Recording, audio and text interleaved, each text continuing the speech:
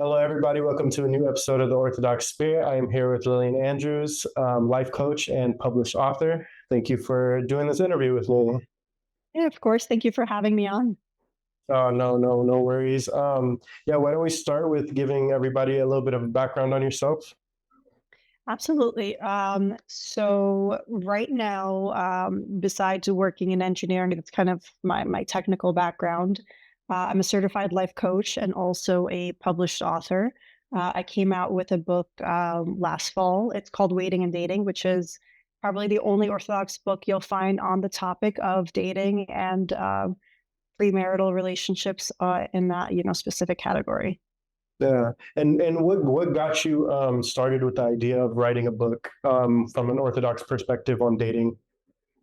Yeah, so it's not something that was like on my bucket list, or I never really thought that I could write. Coming from a more science and math background, writing was always like a creative outlet, a hobby. And Right. during COVID, when everything kind of shut down and we were all home and calendars are clear, I said, you know what, let me try to pick up this hobby again.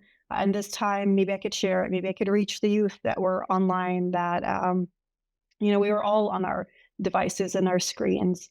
So I started writing, short articles and blog posts about your typical, teen struggle or young adult struggle, whether it was on relationships or self-image or self-esteem.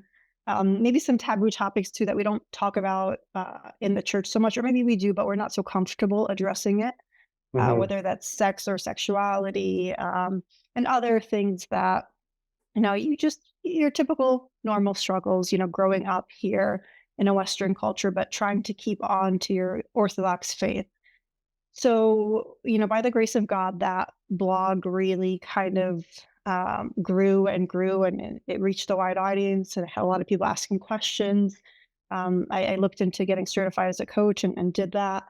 And then when I was coaching people around dating relationships, I wanted to give them an Orthodox resource on it, and I couldn't find one, in English addressing your cultural, issues or different dynamics. Let's say Right. that, Right. navigating it here. So I decided, let me figure out how to publish a book, and I took some time learning about that and what the publishing world was all about. And by the grace of God, Ancient Faith accepted my book proposal. It was, a few years in the making. And that's how we kind of got to the book. No, that's interesting because I never really considered that there's not any books or any type of anything really to from an Orthodox perspective on dating or anything of that manner at all. When it comes to stuff like that, what do you see being like one of the majors or most common problems that kids growing up or young adults have when it comes to dating from an Orthodox perspective? Yeah, so there's definitely a few resources out there, whether it's like sermons. I mean, I grew up on Orthodox sermons and all the wonderful priests that are on there. Yeah. Um, a few booklets, maybe some self-published stuff, maybe a few articles here and there, but nothing that I felt spoke to my experience, at least from a female perspective as well. And I think what most young adults and youth struggle with is just navigating all the noise that's around them, whether that's through social media or the advice they're seeing with their peers or friends or the movies and TV shows that they're watching, whether it's very direct or it's, indirect thoughts that are kind of seeping in through, these shows and the things that we're kind of consuming. So it's a lot of noise. And, depending on also who you're following on social media and who you're listening to, you're going to get a lot of different advice. And a lot of it will also be contradicting with what you maybe hear within the church or at home. And it's just very confusing navigating all of that. It's like, okay, what works? Uh, I know this couple got together this way. Well, I know this other couple, who's successful or who's not successful. And it looks so different for everybody. Like, how can I take all of that and apply it to my own personal life? I think that's where some guidance is definitely helpful. Yeah, yeah, it's it's kind of a cultural barrier from what we were raised to know into Yeah. what the culture has been or has become. Yeah. The influence, like you said, of social media and of other people around you, it makes it seem like sometimes you're the one that's a minority. Yeah. Yeah. So how or what advice would you give to young adults or kids growing up that it's okay to be a minority in the way you are thinking? And no, that's a great question.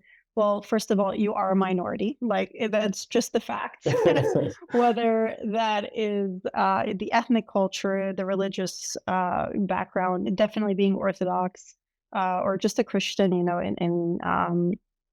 I'm on the East Coast, you're on the West Coast, that's going to be Mhm. very different than somebody who's in the Bible Belt of America, or somewhere else in the country. So know that you are a minority, and that's okay. I mean, I think Christ tells us that we will have a lot of tribulations in the world. Like it's a promise. It's not going to be a walk in the park, right? We have to take the Right. narrow path. It's not the wide path that leads to destruction. There's a really beautiful quote by Saint Anthony the Great where he says, "A time is coming when men will go mad, and when they see someone who is not mad, they will attack him, saying, 'You are mad. You are not like us.'" So he's, talking about this time that will come, which I'm sure was during his time and is still applicable to our time today, where it is very true that other people will see us uh, living out our Christian faith and saying, "Hey, you're crazy. What are Right. you doing? Why are you not like everybody else?"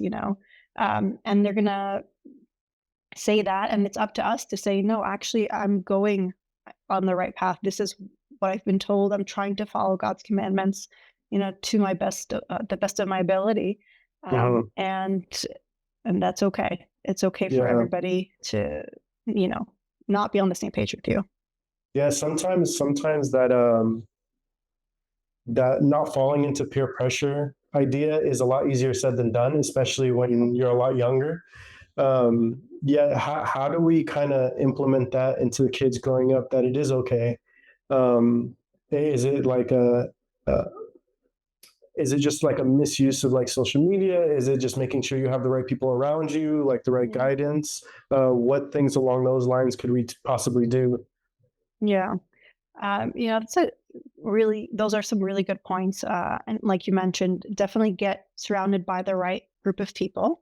Uh, growing up in public schools, you are the minority, but I did try to find a friend or two who either share the same faith, whether that's the Orthodox faith or even just a wider Christian faith, or even, somebody who is Egyptian, Hmm. that can understand my culture, and I don't have to explain myself all the time of why I do certain things. It's really good to surround yourself with people that are going to encourage you in your path, in your Christian values, and upholding all of that. Definitely having the right guidance, mentors, your servants in church and ministry leaders and Sunday school teachers and your priests.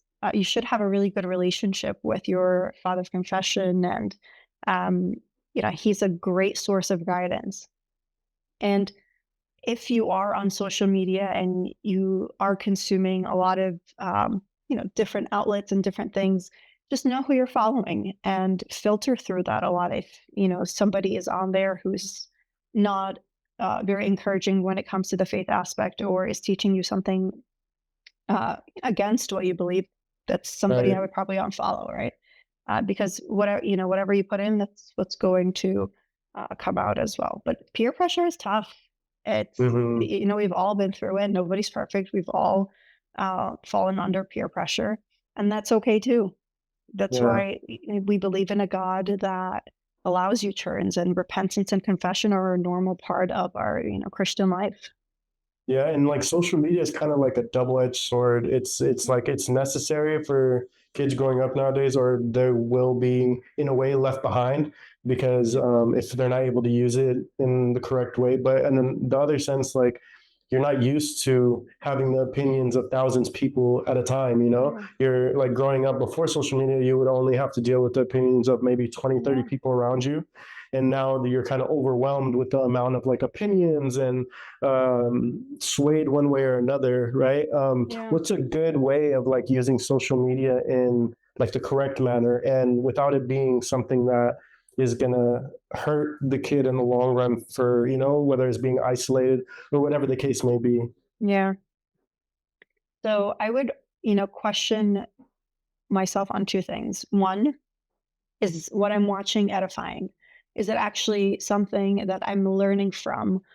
Or even if it's lighthearted and just pure entertainment and laughter, is it clean entertainment, Mhm. or is it a bit more on the vulgar side? Like I would want to stay away from that. Is it filling my thoughts with lustful desires or ungodly desires or things that I don't want to uh, you know have floating in my mind all day and battling those thoughts? So I would ask myself those things because there's also a lot of great channels out there and a lot of great accounts that share, religious things and Orthodox content. And I mean, that's how I found out about your podcast. Yeah. um, and that's how a lot of people find out about my book. And, we can't say stay away from it completely, but I do take breaks once in a while. Absolutely. Whether it's a few weeks at a time or a few days at a time, it is a lot of noise to navigate through all the time. So make sure you have the right boundaries in place. Always, take an audit of your news feed. And if you see something on there and you're like, I don't want this to be on there, unfollow, remove, block, do whatever it is that you have Hmm. to do to put the right boundaries in place to keep your thoughts straight. Yeah, and you mentioned earlier that certain things are just more difficult or taboo to talk about, especially in like the culture we grew up in, right? Things like sexuality, drug use, depression, like certain things that Yeah. it doesn't get brought up enough, and it feels like there's like a barrier of things you're allowed to talk about and things that are just not spoken of, right? Yeah. How do we make that okay to give kids or people growing up a safe place, even adults? How do we give them like a safer place to be able to speak on these things? Yeah, no, thank you for asking that. I think it starts with us. I think it starts with, people individually taking the chance and the time to discuss these things and to bring up these topics and to not be afraid to ask questions and find the right answers, whether it's, by asking the right professionals. So, yeah, when I came to write a blog post on depression, I had a psychiatrist come on and guest write it for me, something to start the discussion when I wanted to talk about pornography and the kind of consequences and the just the addiction behind it. I had a professional counselor come in and speak about that as well, and it really just starts with finding the right people to ask, asking the questions that are floating in your head rather than asking somebody who's not, so well informed. And just having these discussions on a smaller group, whether it's, your small group in church or your Bible study group or your Sunday school group, or maybe it's a one-on-one conversation with a mentor or a priest, but make sure that you are finding the answers that you're looking for and just having that discussion openly, honestly, and without judgment. Like we've all been there. We've all had different temptations, whether mine look different than yours. I'm not here to judge. No one else is here to judge us. But having that openness and that vulnerability in our community, I think it's really needed, and we don't do enough of it. Right. And I think there is still a lot of like stereotypical things that we label people with. If, oh, he looks like this, she's been doing that, and we're afraid to get labeled as those things. But if you take that and you take your story to show God's glory in it and how he has helped you through it, I think that really is so powerful and it could help so many other people. The same way you were sharing your story in the previous video, I think that will definitely reach people who need to hear it, who haven't heard it within the walls of the church. Yeah, I really do think that's important because, I mean, if we're not able to talk about it within ourselves, we're going to go outside of our circle to try to figure out answers. And that's where, well, it kind of reflects that confusion of like, whether it's, being around the wrong people, even to the extent of like when it comes to nowadays, there's confusion about genders and like there's a lot of things that a young mind can be swayed in one direction or another, right? Yeah. um, with kids in that particular situation that are confused, how would what would be a good approach to try to get them to open up, or to try to get them to speak about what's really going on with them? Because sometimes you feel like you really can't. Yeah. Yeah, for sure. I think, starting by being open with them about, how it was for you growing up. I mean, that's kind of how I started the blog as well. I shared a lot of stories with, here's the topic, here's how I struggled with it and what it looks like for me. And here are some things that helped me through it. Hey, how has it been for you? Do you find this Hmm. helpful? And I'm a big advocate of education, whether that's through podcasts like this, reading a book, finding a sermon online or an article or something to educate yourself on whatever it is that you are going through. Uh, all my friends know that whenever they start talking to me about something, I will throw so many resources at them. I'm sure they're sick of it by now. It's like, oh, well, I heard this thing, check it out, or go read this chapter in this book. I think Yeah, it might help you out. But I found it more helpful to first ask, hey, would you like a resource that might be helpful on this topic? Some people say, no, thank you. Like, I don't want to read, or is there an audiobook? I'd rather listen. right. And find out what interests them. I know some people are like strictly, I just want to read, or I only want to watch videos to be more engaged. They're maybe, visual learners in that way. Um, Yeah. so education is a huge part for sure. And their willingness to be open to that is going to help a lot.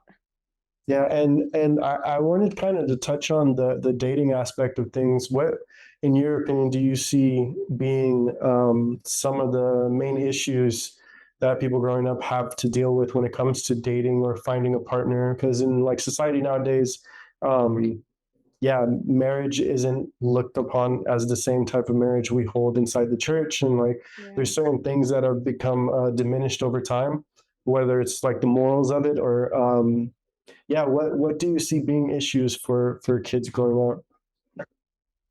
So I think depending on the age group, so the Yeah. younger folks, maybe the teens, high school, maybe even early college, I think one thing they struggle with is what we talked about earlier with feeling left out with, hey, everybody's dating, but I'm told I can't date yet. Why not? What's the right time? And just being in that stage where you're preparing. I think there's a lot of preparation that goes into it. And if you miss that, you miss a vital step to building that strong foundation with you and God, with you and others, just basics of loving your neighbor and knowing how to treat other people, and also having like a healthy self-love and self-worth, knowing that you are a child of God and you should be treated a certain way and not accepting anything less than that. So there's that dilemma for the younger folks. And also, once they are old enough and now, they're maybe more established in their careers, they know what they're doing with their life. Now they want a partner. They want somebody Hmm. they could share this, beautiful life with. And then they're having a hard time finding the right person, or they're again, bombarded by a lot of different ways of dating and what it should look like. Well, what should I um, compromise on some of my values because everybody seems to be dating in this way? Like purity is a big thing as well. Hmm. And trying to navigate that and all the temptations that come with it, but also understanding that, God created um, intimacy for marriage. And it's a beautiful thing. It's not something that is frowned upon. It's just the timing of it is really essential, and trying to do that before marriage, it's not the right time for it. It's not where it is meant to be. And when people, date in the way the world does, there's no time for anything. It's whatever you want, whenever you want, Right. however you want. But there is something beautiful about, following God's plan for that. So there's a lot of struggles for sure. Yeah. But I would say those are, some of the top ones. And where I tend to ask this a lot on and off camera, but how important is it to make sure God and prayer is a priority within couples? Yeah. No, it's huge for sure. I always say that God is really the center of every relationship. If he's not there, you can, uh, you know, you'll feel it, and you'll know that Hmm. it's a shaky foundation. And some people might say, well, there's a lot of non-Christian relationships that are out there, and they're doing just fine, and they're happy, and they've been married for 20, 30 years. And I say, that's fine, that's wonderful, that's great, but I'm not just concerned with the earthly marriage. I'm also concerned with like your eternal life after that. As Christians, we understand that marriage is just the path to holiness, to sanctification, to making it to the kingdom at the end together with all our children and those who are around us. And a non-Christian marriage, they don't have that same goal. It's going to look very different. You're going to live your life very different than somebody who is trying to be closer to Christ in that way. So, it's a really important distinction to understand, when it comes to that. Yeah, and I've noticed too, like with when Christ is a priority in the relationship, there's certain things whether one partner or the other they just won't do just because they just can't come around to doing it because they'll be worried about how they look in God's eyes. So like I do think that there's yeah, certain lines that won't be crossed when Yeah, God is part of the relationship. for Um, sure. yeah, do you in your experience, do you tend to see the longevity of relationships last longer with Christ being the center? For sure. I think it's a much easier path to walk together in that rather than having to always uh, put up your boundaries and explain your boundaries over and over again and feeling a lot of pressure from the partner saying, well, yes and no, and maybe I agree, maybe I don't agree, and having that conflict versus two people who are on the same page about that, who don't really have to talk about it so much, but really just practice it because they know that's the goal of the relationship. So yes, definitely there's longevity there, but also there's the aspect of like compatibility because you can have two great people on paper. They believe the same things, they have the same values, but just the personalities are different. They don't, click as well, or there's a lot of differences there that they have to keep navigating over and over again, where it becomes a struggle that they don't feel like they can handle, and that's okay too. I mean, that is part of dating, figuring out if you can make it work, and even if there are some differences, everybody's going to have differences, and nobody's 100% compatible. How can you navigate those differences? Yeah, yeah, I don't know, especially nowadays, it seems like as you get older, you obviously, if you're walking in the right direction, have more standards and settle less. But sometimes they'll get to a point where they'll feel like, well, maybe I just won't find anybody, or how do we kind of battle those thoughts? Yeah.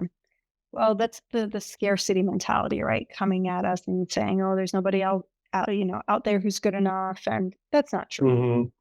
right? Maybe there isn't anybody in your circle right now, and maybe you need to expand the people that you know and make more connections and go different places, meet new people. Um, but if we're going to kind of tell ourselves, "Oh, there's nobody out there," it becomes a self-fulfilling prophecy. You want to prove yourself, right? Right. So you're gonna look and you're gonna say, "Oh, see, there's nobody here," just like I thought, Hmm. and I'm right about that. Instead, look beyond the surface. And I think a lot of people focus heavily on the physical attraction, which it is very important to, eventually have in a relationship. But don't dismiss people if they're not your type right away. Like just get to know people, genuinely, and take an interest in learning more about other people that you meet. Yeah. And in your opinion, what are some pillars in finding a good relationship or something that does have a foundation that's going to last when looking for a partner? Yeah. So in the book, there's a chapter where I talk about compatibility, and I call them the 5 F's of compatibility, which is faith being, the number one central thing. You really do have to be on the same page when it comes to faith. if you want to have, a godly relationship, that's very important. There Right. is, the family and friends category. How are they influencing your life? We've all heard the famous saying of, tell me who your friends are and I'll tell you who you are, because we are definitely influenced by those who are around us. And the other F is fighting, which really is, how do we resolve conflicts and fights? And can we communicate at the end of the day and figure out how to move through, conflicts? Because conflicts are always going to come up. That's totally normal in Hmm. a relationship. A relationship that doesn't have any conflicts, that's a red flag for me as a coach. If you tell me that, just means we're Right. kind of suppressing, some things that we're feeling. Another one is fun. Like, do I actually enjoy their company? Fun is an important part of the relationship. And fun is going to look different for everybody. For, some people, it's going to be having like intellectual conversations and reading things together.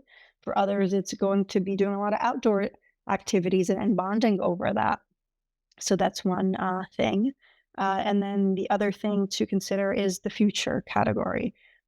How do we want our life to look like? What kind of lifestyle are we leading? What do we believe around family values and gender roles, and finances is a huge one as well.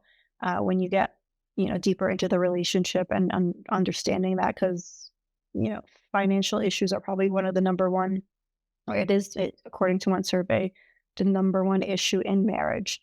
You know, fighting over financial management and things like that. So these are Hmm. all things to kind of consider when it comes to compatibility, and seeing if you can see eye to eye on that, and if you don't, can you resolve it? Can you work through it? Can you appreciate the differences that you have with one another? Like my husband and I are very different on a lot of things, whether it's personality wise or things we like and dislike. But sometimes, the differences complement each other rather than, drive us apart, which I think Right. it takes some time to figure out how to balance that. But it can definitely be done.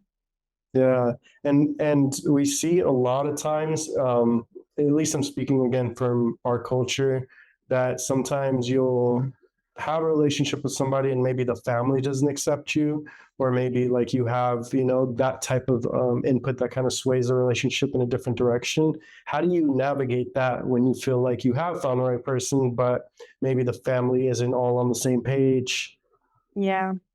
So there's a few scenarios when it comes to that. One, I would ask, like, has your family always had your back? Have they always given you really good advice? Um, have they been very open and understanding with a lot of other things that you've had to choose, whether it's your career or other things in your life?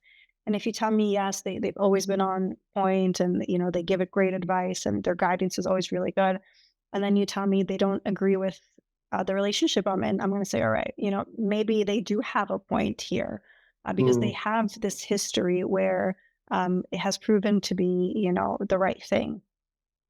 So, to that, I would push back. I would say try to see it from their perspective and really, like, being obedient to your parents, to honor our father and mother in the fear of the Lord, right? Not that they're telling us to do anything against it. right.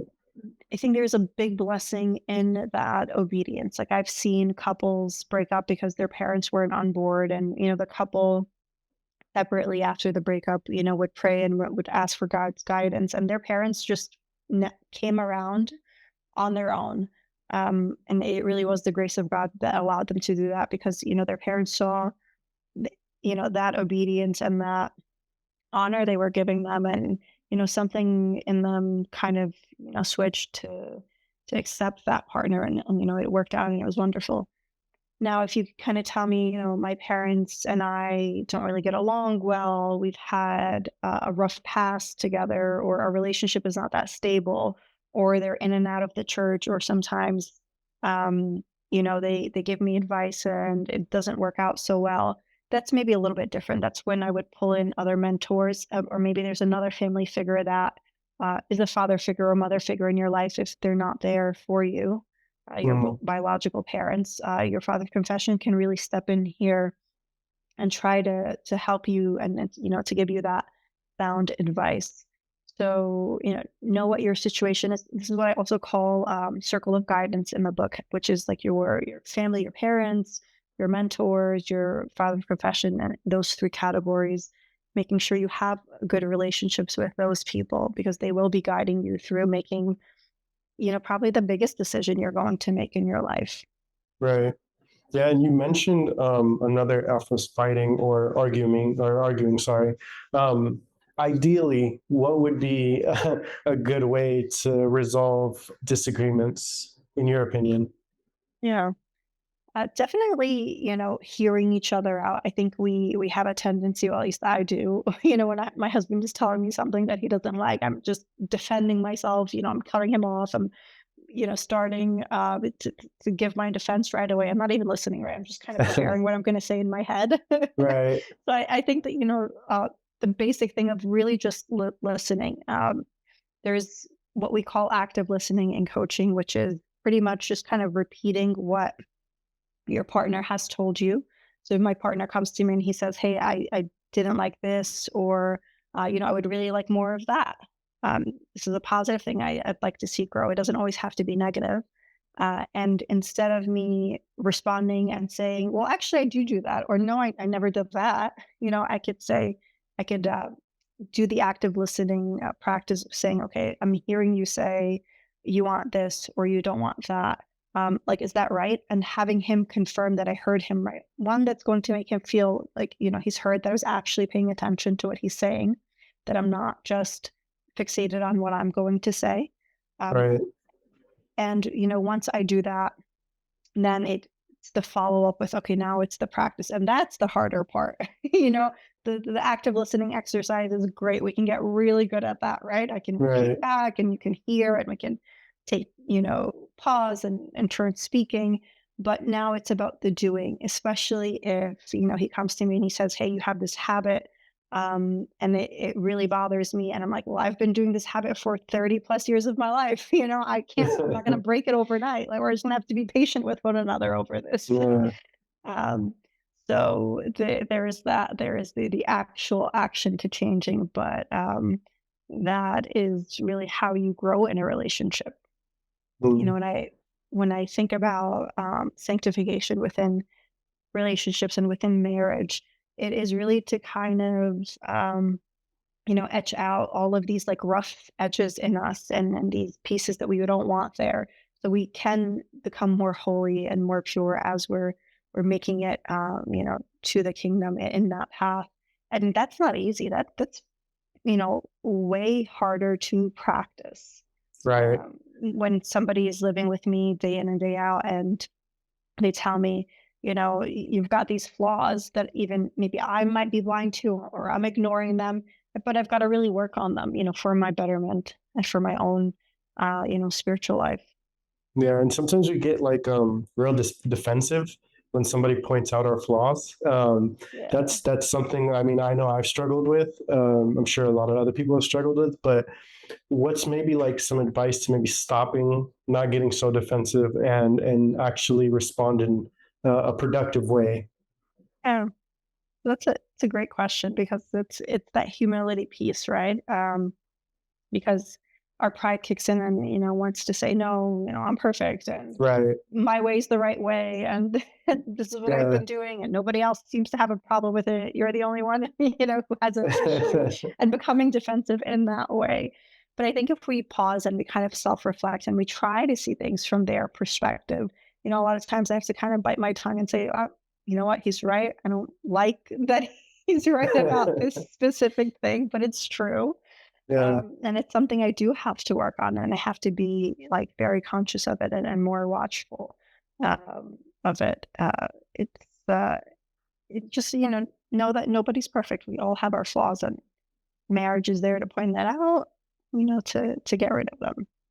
Yeah, I think too, like you were saying, like the knowledge of knowing what you should do, like is good, but the application of it is a whole nother thing, right? Oh Because yeah. sometimes we'll voice out our concerns and voice out that Mhm. this is something we would like to change, but like you said, some things don't change overnight, right? Yeah. So how do we kind of gauge, like, okay, maybe this person is trying, but it's slowly changing, or Yeah. maybe this person is just listening to me and nothing is changing. Yeah. Especially for something that's been going along for like quite some time. Yeah. So I'll share with you a short thing. I had a couple reach out to me asking for coaching. They were engaged. They've been together for a while, and they're getting closer to the wedding. But there were these issues that were still kind of coming up in the relationship, and I had them do the active listening exercise, like we kind of talked about Hmm. a few minutes ago. And the guy's expressing to his fiance, this is kind of, what I'm having problems with, or what I'd like to kind of see improve. And you see this like really beautiful, vulnerable moment where his fiance responds back and she's like, I know this is something I have to work on, but I really do need you to be patient with me um, as I kind of work through that. And at that point, he softens up and he's like, "Of course, I'm willing to be with you as you're working through this." And he has seen that there has been some progress, maybe not to the extent that he wants. Right. And I kind of reassured them like, "Hey, this is kind of just the normal part of life, right? We all have flaws in our personality and just by being human beings in general." And as long as you're seeing some progress, right? Yes, there might be some regression, right? We'll take a few steps forward, some steps back, and that's okay. As long as we're not moving backwards all the time, as long as Mm. you're seeing some kind of improvement there, or at least more awareness of it, and you're seeing them put into more effort in changing what it is that they're trying to change, and then you're kind of heading in the right direction. And I also told them like, look, marriage is going to look like this for you. Like, are you willing to accept that? You have to be super honest with yourself if you have a partner who struggles with this, something, and it's not ideal, it bothers you, or whatever it might be. Like, can you live with that? And if the answer is no, then that, tells you something about maybe, this isn't the right relationship for you. But if you say, yes, I'm in it and I'm willing to work on this and I'm willing to be patient and graceful with them, then you're in the right relationship. And that's the other partner who is trying to change, right?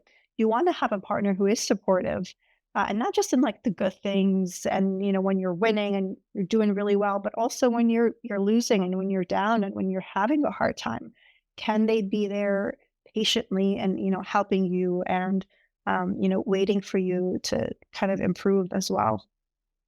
Sometimes I guess that commitment isn't looked at the same way in society nowadays. It's always kind of Yeah. that the grass is always greener mindset with a lot of Yeah. people. Like even if in some scenarios maybe like the 80% of that person is what you would like, that Right. 20% still kind of like makes Yeah. you feel like maybe this isn't it, you know?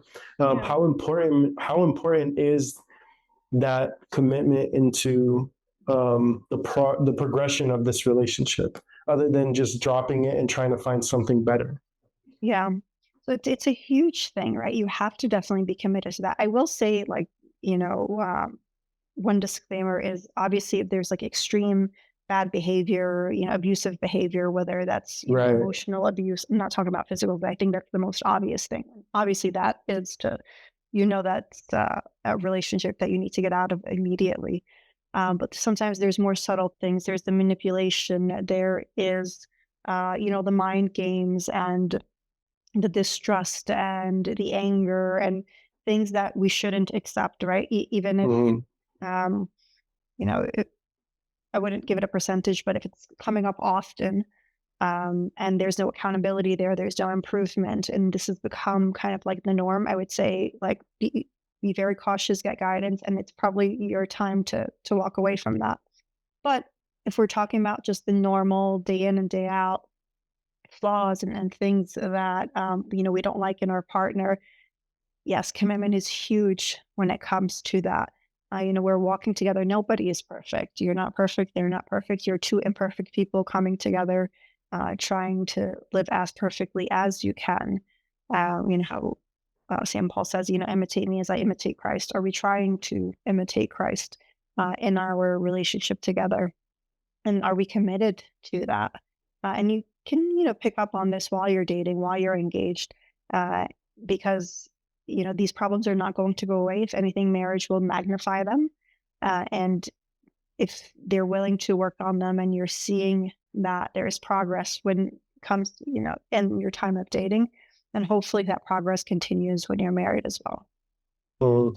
Yeah, and another, I guess, like issue I see a lot is people considering obviously like having kids in the world we live in nowadays. They're trying to navigate how they're going to raise them with everything going on and all the influences around them.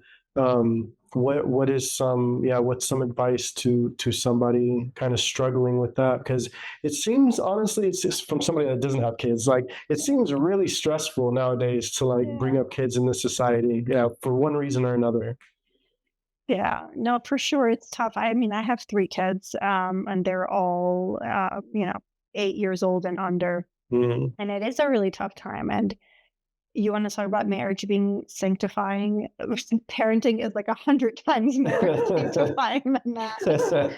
It is the hardest thing I've ever had to do, honestly, Yeah. and it continues to be a challenge, but also, like, a good kind of challenge, not, a miserable one, but it is for my betterment. For the first time, you kind of start to understand what unconditional love looks like. Mhm. And having, a child teaches you a lot, I think, about, God as God our Father. To a small degree, obviously, we will never understand, Right. the magnitude of it.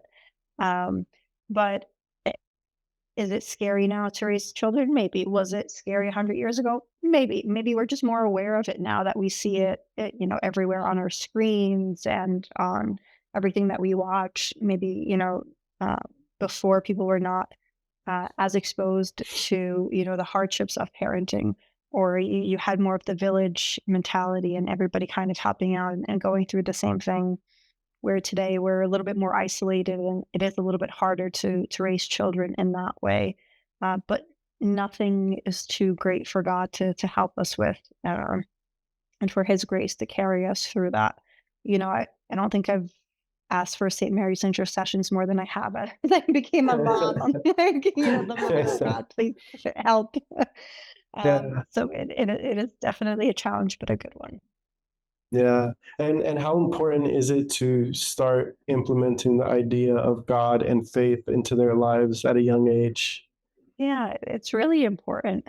I remember talking to my father's profession one time and saying, "Oh, I'm struggling with uh, doing this with them, or the routine, or the consistency." It was just, having children, routine sometimes gets thrown out of the window, depending on Yeah, what's going on and what you have to manage that day. And he told me, you can't give them something that you don't have, which really stuck with me, because it's like, if I don't have that consistency with God, how can I give it to them? I can't. right. Right? I'm drawing from an empty well. And that made me really buckle down and say, all right, I actually do need to get a lot better with my own spiritual disciplines. And then it will naturally come when I do, do it with them. It doesn't feel like a chore. It feels like something that I love, and I want to share that with them. You want to share things that you love with your loved ones, and naturally, and of course, it does take discipline as well to do that with them. And I tell parents to don't be so hard on yourself. We've all been there. Nobody's perfect. Not every parenting day is going to be a perfect day, but there's always tomorrow. And uh, you hand your children over to God and you say, they're your children before they're mine. I'm going to do my best, but He really does the majority of it as well.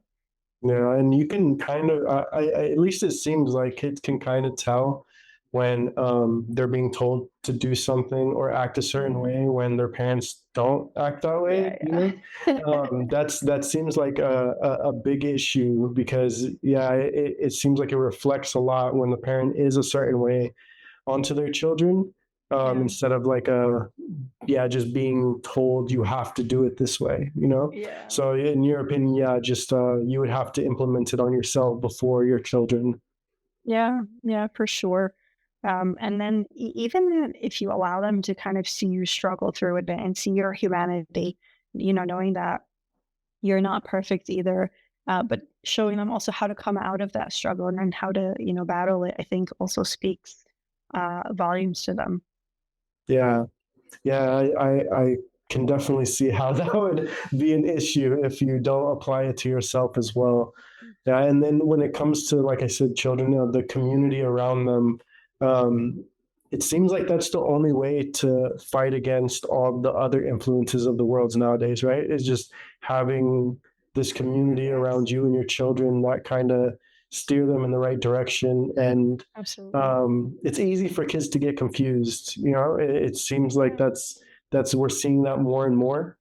yeah, Um, Other than maybe community and trying to implement the truth and their thought process, what is some advice to kind of keep them on the right track without yeah, because I know honestly it's really really sad to me when I see kids get confused about whether it's their gender or like just things along that nature when they're so young.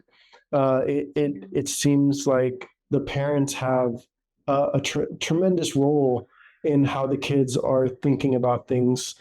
yeah. Um, yeah, how do we keep them thinking like in the correct manner and away from the world trying to confuse them?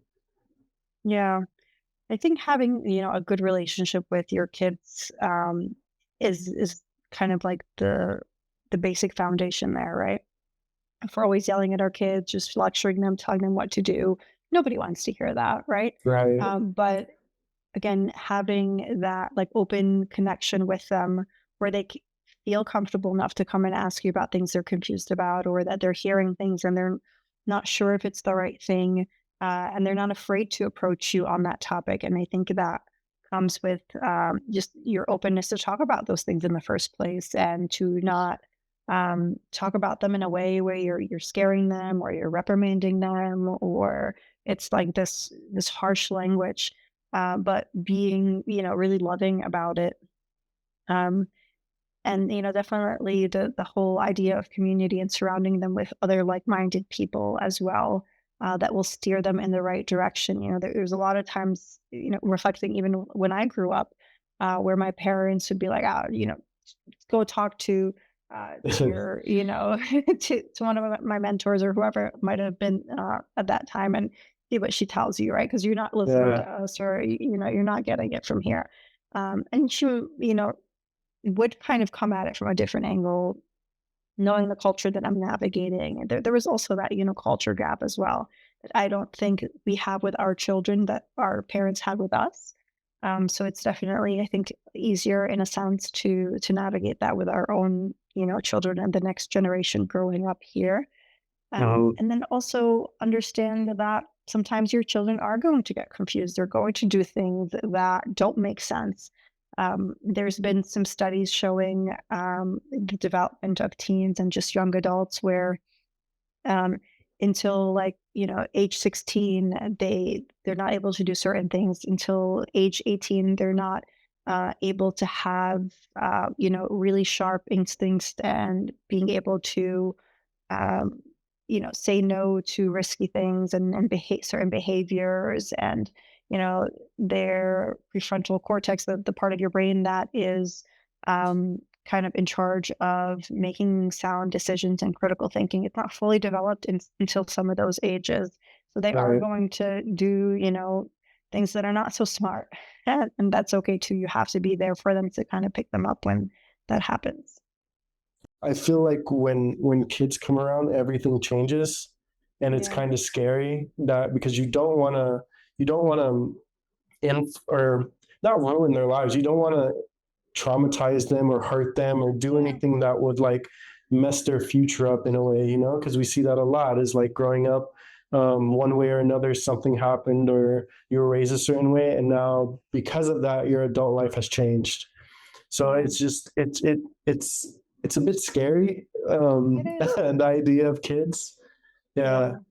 Yeah. And do you think that that's just a natural thing is to be worried about, how you're affecting this child's mind growing up? Or you think that's like maybe just overthinking the situation? Yeah, no, I think that, that kind of worry definitely crosses every parent's mind.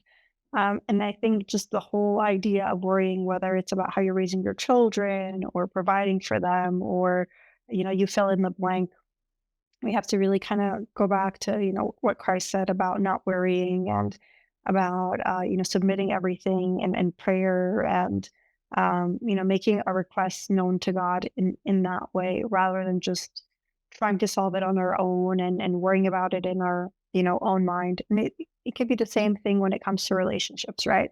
Hey, I'm not finding the right person. I'm having a really hard time. I'm feeling hopeless. I'm worrying that I'm never going to find somebody, or I'm never going to be in a, quote unquote successful relationship that leads Right. me to find my spouse. And I think we, as counterintuitive as it is for us to hand over that worry to God and saying, "Here, it's in your hands. I'm going to release that. It's not in my control, and I'm going to pray about it and ask for your guidance and to follow that." And I always pray for, it's that peace that surpasses understanding that is going to guard our hearts.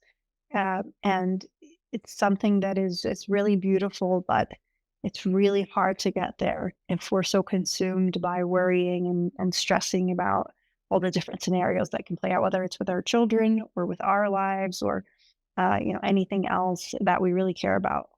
Yeah. What does that look like? The giving up control part and leaving up to God, maybe in like the relationship aspect of things. So like, so you've tried like to do what Mhm. you can do, voice what you can voice, and there's not really much left in your hands. Yeah. What does that look like for a partner to just leave the rest up to God? Yeah, so that's tough. I think Uh, it looks different when you're single versus when you're in a relationship. So when you are single, it's, you're doing as much as you can. You know that you kind of need to step outside of your comfort zone and go and meet new people, and mingle, and, speak up and ask people out, or say yes to the dates, whether you're the guy or the girl, or, however it is that you would want to go about that. So that's one thing, right? I'm doing my part, and that I'm releasing that control of the outcome. I don't know what the outcome is going to look like. I'm going to, to pray for God to bless whatever it is that I do, whether that's ending a relationship for my own good, or continuing in a relationship also for my own good, and trusting Him in that process, and trusting the timing of it as well, because I can look around and see all my friends are getting married, and everybody's coupled up and they're starting to have kids, and I'm still single and I'm still not finding the right person. It can get very frustrating, and then that's okay too. right. Um, the path of singleness for people, that's temporary, or it becomes a lifelong thing. That's its own struggle to navigate. Now, the other piece of, like, relinquishing that control when you are in a relationship, whether it's you're dating, engaged, or married, and it's recognizing that, I only have control over my own actions and what I do. I cannot control my partner, what he or she does, uh, but I can control how I respond to it. And if I'm going to be okay with it, when I am in a dating relationship, it's your time to make up your mind about, do I stay or do I go? And you have to be really, honest with yourself if this is something that you can't handle, or that you have, released that control, but they're still not improving, or they're still kind of not meeting the standards that you would want for a relationship.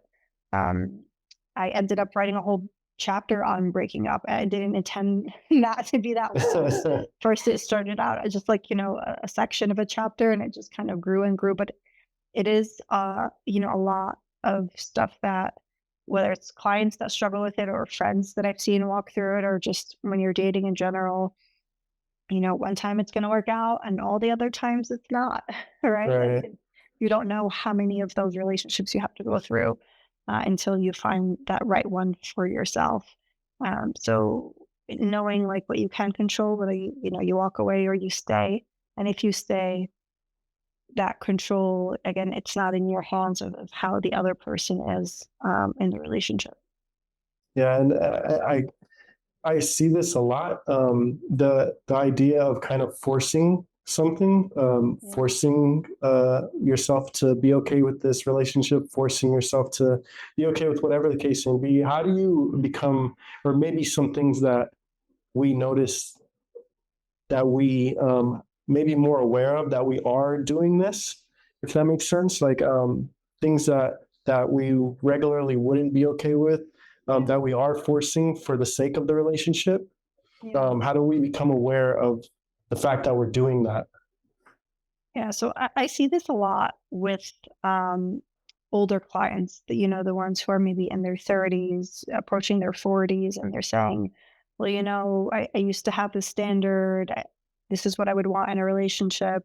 But, I'm with this person. They check off a lot of the other boxes. Maybe it's okay if, he gets really angry once in a while, or this is how he reacts.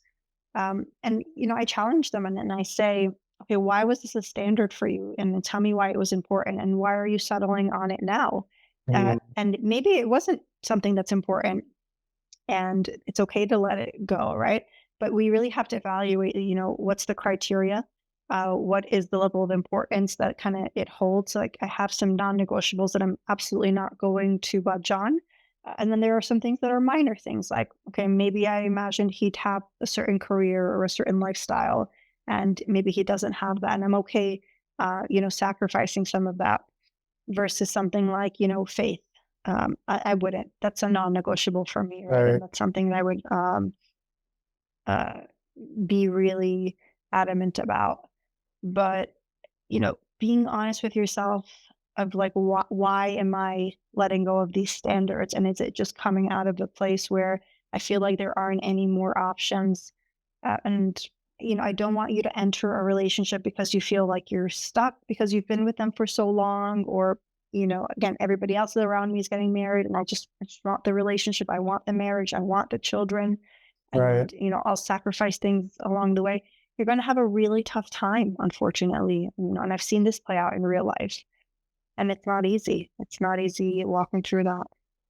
Yeah, and I think the last thing I wanted to kind of touch on, you mentioned a little bit earlier that comparison, like you kind of compare your relationship to other people's or your progression to other people's. How do we kind of stay away from that and then not make that a focus in our own lives? Yeah. So they call comparison the thief of joy, right? It's Right. always comparing. No matter how much we have, someone else will always have more, or someone will have, the better life from your point of view. Or Hmm. someone else is looking at you thinking the same thing, right? You have the better life, and then they would want that. So, and it's really hard to do this again with social media, with you being so aware of how everybody else is living their life. I don't think we were meant to have that much insight into other people's lives, especially, somebody halfway across the country that I know nothing about, Right. and becoming almost obsessed sometimes to a point with that. So being, very reflective on what is making you feel this way, that you have to compare. Sometimes even, cutting out certain things with it, whether that's social media or, I'm feeling this way when I hang out with this one particular person all the time. And it's nothing about them. It could be just my Right. heart and how I'm struggling with that. So maybe I need to kind of take a break a little bit until I work on it, and then I can get back into that friendship. Um, but, you know, being honest with yourself and also bringing that to God and saying, hey, God, this is what I'm struggling with. And I'm seeing you bless all these other people. Like, why not me? And it's okay to be frustrated. It's okay to, not have this picture perfect, like smooth, uh, happy relationship with God all the time. Like, bring him all your emotions. Just, read the Psalms and see how many times David cried out and asked for God's mercy, and how many times he was afflicted and asked for God's help. And also other times he was joyful, and other times, praising God continuously. So we have all these emotions, and comparison and envy, jealousy, it's going to be part of those emotions. But what you do with it is what matters. And, I urge, all of us, and talking to myself first, to bring that to God. Uh, oh man, it's been amazing talking to you about all this. Please tell the people like the name of your book, where they can find it. Sure. So it's called Waiting and Dating. You could find it on Amazon. My website is just lilyanandrews.com. It's the same as my Instagram handle. Everything is kind of linked on there.